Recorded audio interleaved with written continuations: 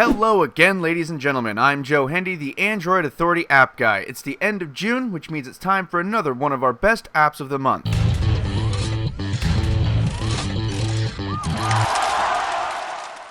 First on our list this month is a game called Despicable Me Minion Rush. If there was one thing everyone liked about this movie, it was the Minions, and now they have their own game. What's nice is that it's also pretty fun. Upon first glance, one would say that this is just another Temple Run ripoff, and they would be right. Thankfully, Gameloft has added enough additional content to set it apart from all those other Temple Run ripoffs. The games look nice, the cutscenes are fun, and we enjoyed playing the game despite its overused game mechanics. Next up is a live wallpaper called, and I hope I'm pronouncing this right, Ditalix. This unique and fun wallpaper has literally thousands of permutations and is really one of the most customizable that we've ever seen. Plus, it's one of the few live wallpapers where the settings are actually fun to use. There are a lot of options. You can use squares, hearts, owls, and they even pay an ode to XDA developers. Unfortunately, there are too many settings for us to cover them all here, so if you're into live wallpapers, you should definitely check this one out. Our regular viewers should recognize our next app called Duolingo. It happens to be in our best apps for kids list. This is because it's a great app for kids, but it can also be a great app for adults,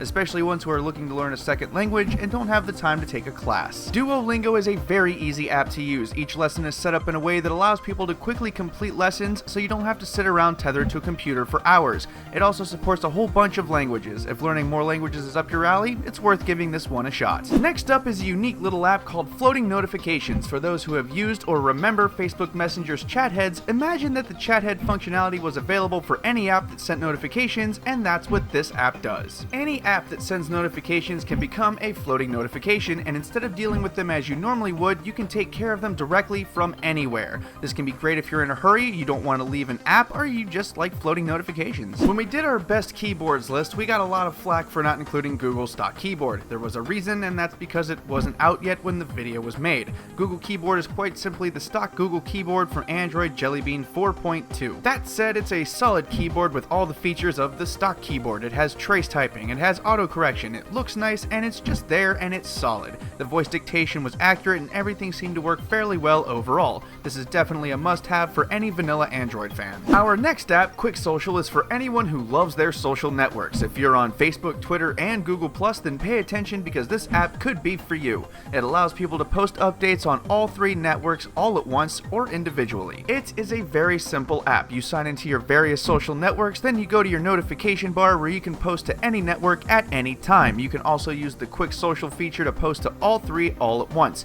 There isn't much there besides that, but it's a powerful tool for heavy social media users. Next up is a very unique app called Sources Pro. This graphics app is a lot of fun if you're into fractals and things like that. You can create custom images with a number of tools that you can tweak over and over again until you get them how you want them. There is a learning curve and it is pretty steep. We had to test this one for quite some time before we got the hang of it, but once you do, it's quite fun to use, especially if you're into creating art. This could be fun for creating quick animations or even background images. While PlayStation, Super Nintendo, Game Boy Advance, and other consoles have perfectly good emulators, Nintendo 64 has been strangely absent. There were a few, but they were usually too broken to work well. Super N64 looks to change all that, and so far it's working. This is far and wide the most stable Nintendo 64 emulator to date. By that, I mean it works most of the time. There are bugs and graphical problems here and there, but that's to be expected since this is an early release. However, despite the errors, it still actually played the games we tested and they performed fairly well. It is free, so no complaints there, and it only looks to get better.